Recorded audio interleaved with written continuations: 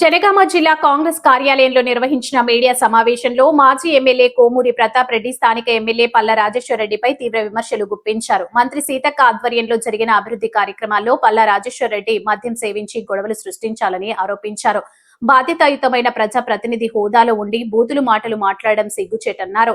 పల్లా దొంగ ఓట్లతోనే గెలిచారని ఆరోపిస్తూ దీనిని తాను నిరూపిస్తానని, దానికి సిద్ధమైతే పల్లా తన పదవికి రాజీనామా చేయాలని సవాల్ విసిరారు.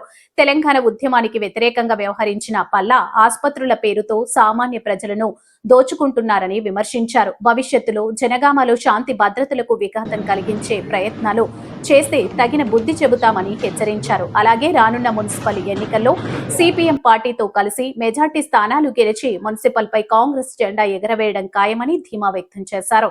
సమావేశంలో సిపిఎం జిల్లా కార్యదర్శి మోకు కనకారెడ్డి, నాయకులు బూడిద గోపి, జోగు ప్రకాష్, కాంగ్రెస్ పార్టీ నాయకులు Kanche Ramulu, market chairman Shivaraj, doctor Rajamouli, Mohammed Hazaruddin పలువురు ఉన్నారు. ఇంకా విచిత్రం ఏంటంటే మద్యము తాగి అదేవిధంగా మద్యము తను తాగి అదేవిధంగా తన కార్యకర్తలకు తాగిచ్చి తీసుకొని రావడం జరిగింది. ఆయన మద్యం తాగిన మత్తులో ఒక ఎమ్మెల్యే కానీ ఒక సంస్కారం ఉన్న వ్యక్తి కానీ వాడరాని పదాలను వాడిండు. మీకు నా నోటి చేత అటువంటి పదాలు రావు, నేను చెప్పలేను. కానీ మీకు వీడియో ద్వారా ఆ పదాన్ని మీకు వినిపిస్తా, చూపిస్తా.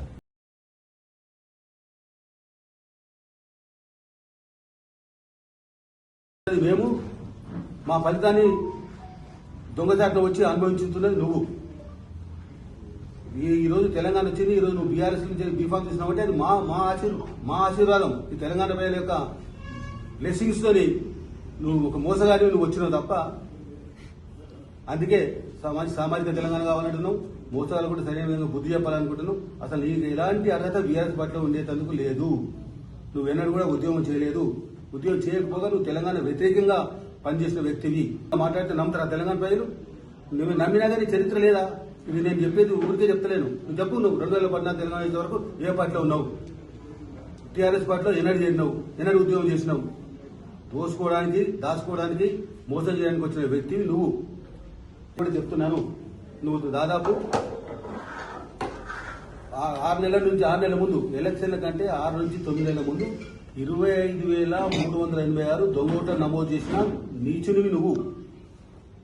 రాజ్యాంగాన్ని తుంగలు దొక్కిన వ్యక్తివి నువ్వు. నేను ఇవి రుజువు చేయడానికి నేను సిద్ధంగా ఉన్నా. ఒకవేళ ఇప్పటికైనా, ఎన్నోసార్లు గతంలో చెప్పినా, ఇప్పటికైనా నేను కోరుతున్నా, నేను డిమాండ్ చేస్తున్నా. మన తెలంగాణ బిడ్డలం కదా, తెలంగాణ బిడ్డలు నిజమే అయితే దేశానికి, పౌరుషానికి, నిజాయితీ దగ్గర ఉండాలి.